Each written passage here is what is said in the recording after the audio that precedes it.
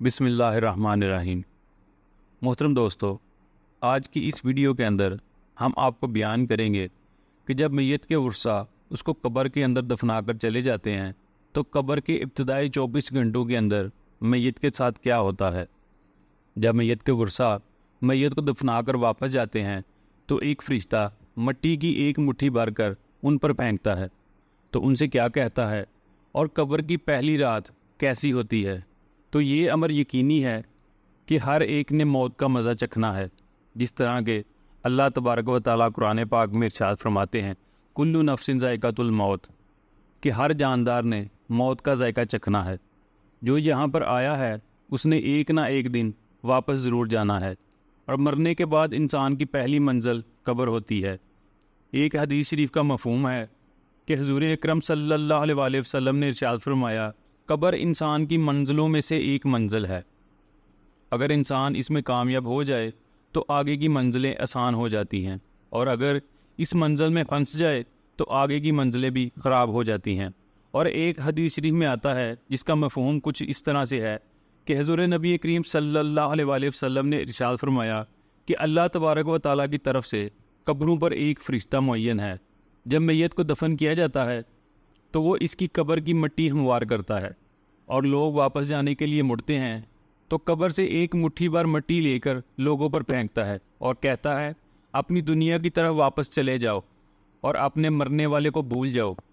प्यारे दोस्तों, हज़रत अली रज़ी अल्लाह तआला अन्हु ने इरशाद फरमाया कि मैंने नबी करीम सल्लल्लाहु अलैहि वसल्लम को ये फरमाते हुए सुना है कि इंसान की मुश्किल तरीन रात कब्र की पहली रात होती है, क्योंकि जब इसके दोस्त अहबाब रिश्तेदार औलाद और इसको दफनाने वाले इसको दफना कर चले जाते हैं तो इंसान रोता रहता है। हर एक दोस्त के पास आता है, इसे रोकने की कोशिश करता है कि मुझे छोड़कर ना जाओ, लेकिन अफसोस कि इसकी आवाज़ कोई नहीं सुनता। तो अब वहाँ पर कब्रिस्तान में हर कोई अकेला रह जाता है।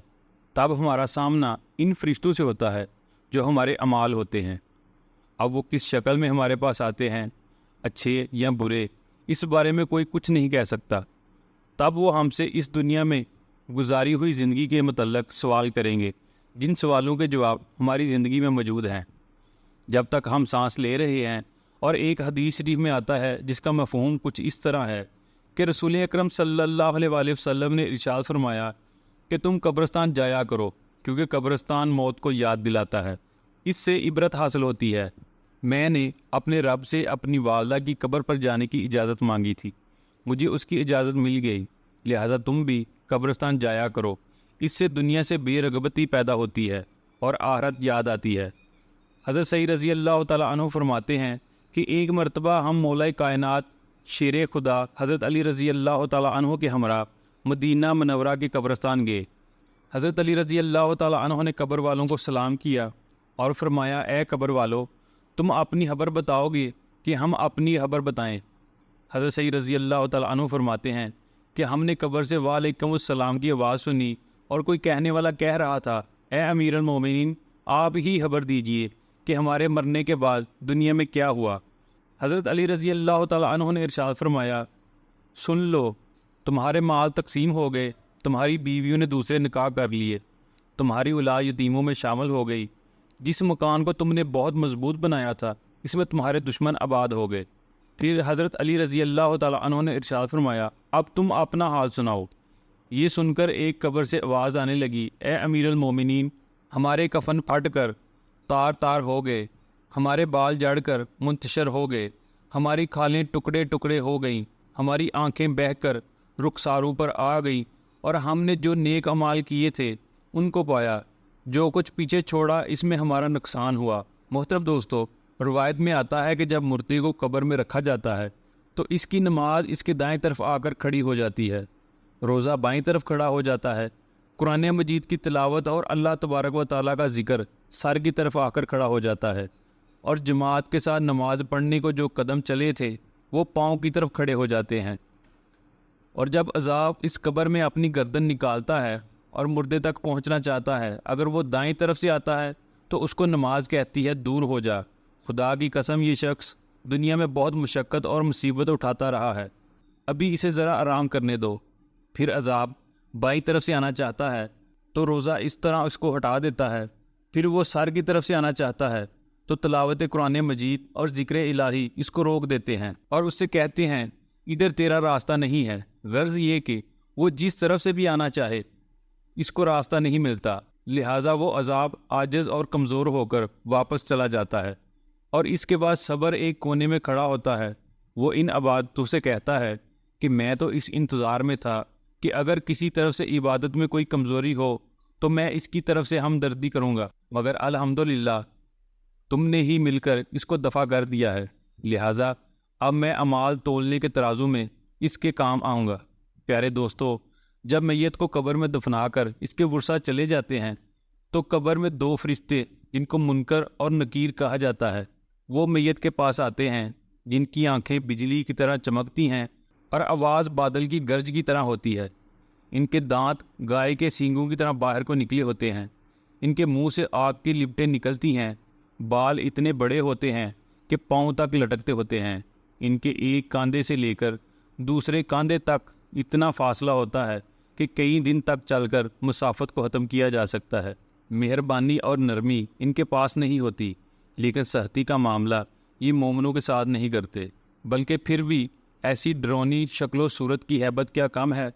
پیارے دوستو، ان دونوں کے ہاتھ میں لوہے کا ایک بہت بڑا ہتھوڑا ہوتا ہے کہ جس کو اگر تمام دنیا کے جن و انس مل کر اٹھانا چاہیں، اٹھانا تو دور اس کو ہلا بھی نہیں سکتے۔ وہ آ کر مردے سے کہتے ہیں بیٹھ جا، مردہ ایک دم اٹھ کر بیٹھ جاتا ہے اور کفن اس کے سر سے نیچے سرک جاتا ہے۔ وہ سوال کرتے ہیں تیرا رب کون ہے، تیرا دین کیا ہے، تیرا نبی کون ہے؟ اگر مردہ نیک اور مسلمان ہوتا ہے تو کہتا ہے میرا رب اللہ تبارک و تعالی ہے جو وحدہ لا شریک ہے، میرا دین اسلام ہے، میرے پیارے نبی حضرت محمد صلی اللہ علیہ وآلہ وسلم ہیں۔ یہ سن کر وہ دونوں کہتے ہیں تو نے سچ کہا۔ تو اس کی قبر کی دیواروں کو سب طرف سے ہٹا دیا جاتا ہے، جس سے وہ چاروں طرف سے بہت وسیع ہو جاتی ہیں۔ اس کے بعد فرشتے کہتے ہیں کہ سر اٹھاؤ۔ مردہ جب اوپر کو سر اٹھاتا ہے تو اس کو ایک دروازہ نظر آتا ہے جس میں جنت نظر آتی ہے، اور وہ کہتے ہیں اے اللہ تبارک و تعالیٰ کے دوست، وہ جگہ تمہارے رہنے کی ہے، اس وجہ سے کہ تم نے اللہ تبارک و تعالیٰ کی اطاعت اور فرما برداری کی۔ حدیث پاک میں آتا ہے جس کا مفہوم کچھ اس طرح سے ہے کہ رسول اکرم صلی اللہ علیہ وآلہ وسلم نے ارشاد فرمایا کہ قسم ہے اس ذات پاک کی جس کے قبضہ قدرت میں میری جان ہے کہ مردے کو اس وقت ایسی خوشی ہوتی ہے کہ جو کبھی ختم نہیں ہوگی۔ اس کے بعد وہ فرشتے کہتے ہیں کہ اپنے پاؤں کی طرف دیکھ۔ جب وہ دیکھتا ہے تو دوزخ کا دروازہ نظر آتا ہے جس سے دوزخ کا حال نظر آتا ہے۔ وہ فرشتے کہتے ہیں کہ اللہ تبارک و تعالیٰ کے دوست، تو نے اس دروازے سے نجات پا لی۔ اس وقت بھی مردے کو اس قدر خوشی ہوتی ہے جو کبھی ختم نہیں ہوگی۔ اس کے بعد اس کی قبر میں 70 دروازے جنت کے کھول دیے جاتے ہیں جن سے وہاں کی ٹھنڈی ہوا اور خوشبوئیں آتی رہتی ہیں، اور قیامت تک وہ انہی بہاروں میں رہے گا۔ پیارے دوستو، کیسی خوش نصیب ہوگی وہ روح جس کے ساتھ اللہ تبارک و تعالیٰ اپنی مہربانی اور رحم و کرم کا سلوک فرمائے گا۔ ناظرین گرامی، دوسری طرف جب نافرمان، فاسق و فاجر، بدکار اور کافر شخص کو قبر میں رکھا جاتا ہے تو قبر اس پر تنگ ہو جاتی ہے کہ اس کی پسلیاں دوسری طرف کی پسلیوں میں گھس جاتی ہیں۔ اس پر کالے سانپ مسلط کر دیے جاتے ہیں جو اس کی ناک اور پاؤں سے کاٹنا شروع کرتے ہیں، جہاں تک کہ درمیان میں دونوں طرف کے سانپ آ کر مل جاتے ہیں۔ پھر اس کے پاس دو فرشتے جن کا نام منکر اور نکیر ہوتا ہے قبر میں آتے ہیں۔ وہ آ کر پوچھتے ہیں تیرا رب کون ہے، تیرا دین کیا ہے، تیرا نبی کون ہے؟ وہ ان کے ہر سوال میں جواب دیتا ہے کہ میں کچھ نہیں جانتا۔ پھر وہ فرشتے اس کو اس قدر زور سے مارتے ہیں کہ ان کے گرز کی چنگاریاں قبر میں پھیل جاتی ہیں۔ اس کے بعد وہ فرشتے اس کو کہتے ہیں کہ اوپر دیکھ۔ وہ اوپر کی طرف جنت کا دروازہ دیکھتا ہے، جنت کی باغ و بہار وہاں اس کو نظر آتی ہے۔ فرشتے اس نافرمان سے کہتے ہیں کہ اے اللہ تبارک و تعالیٰ کے دشمن اور نافرمان، اگر دنیا میں تو اللہ تبارک و تعالیٰ کی اطاعت اور فرما برداری کرتا تو یہ تیرا ٹھکانہ ہوتا۔ ایک حدیث میں آتا ہے جس کا مفہوم کچھ اس طرح ہے کہ رسول اکرم صلی اللہ علیہ وآلہ وسلم نے ارشاد فرمایا کہ قسم ہے اس ذات پاک کی جس کے قبضہ قدرت میں میری جان ہے کہ اس کو اس وقت ایسی حسرت ہوتی ہے کہ اس جیسی حسرت پھر کبھی نہیں ہوگی۔ پھر دوزخ کا دروازہ کھولا جاتا ہے اور وہ فرشتے کہتے ہیں کہ اے اللہ تبارک و تعالیٰ کے دشمن، یہ تیرا ٹھکانہ ہے اس لیے کہ تو نے اللہ تبارک و تعالیٰ کی نافرمانی کی۔ پھر جہنم کے 70 دروازے اس کی قبر میں کھول دیے جاتے ہیں، جن سے قیامت تک گرم ہوائیں اور دھواں وغیرہ اس کو آتا رہتا ہے۔ اللہ ہمیں اپنے حفظ و ایمان میں رکھے۔ محترم دوستو، قبر کا معاملہ بڑا سخت ہے۔ رسول اکرم صلی اللہ علیہ وسلم نے ارشاد فرمایا کہ قبر تمام فتنوں سے بڑھ کر بڑا فتنہ ہے۔ ہمیں چاہیے کہ ہم اللہ تبارک و تعالیٰ کی نافرمانی سے بچیں اور نیک اعمال کریں۔ اللہ تبارک و تعالیٰ سے دعا ہے کہ اللہ تبارک و تعالیٰ ہمیں نیک اعمال کرنے اور گناہوں سے بچنے کی توفیق عطا فرمائے، اور ہمیں اپنی قبر اور اپنی آخرت کی تیاری کرنے کی توفیق عطا فرمائے، آمین۔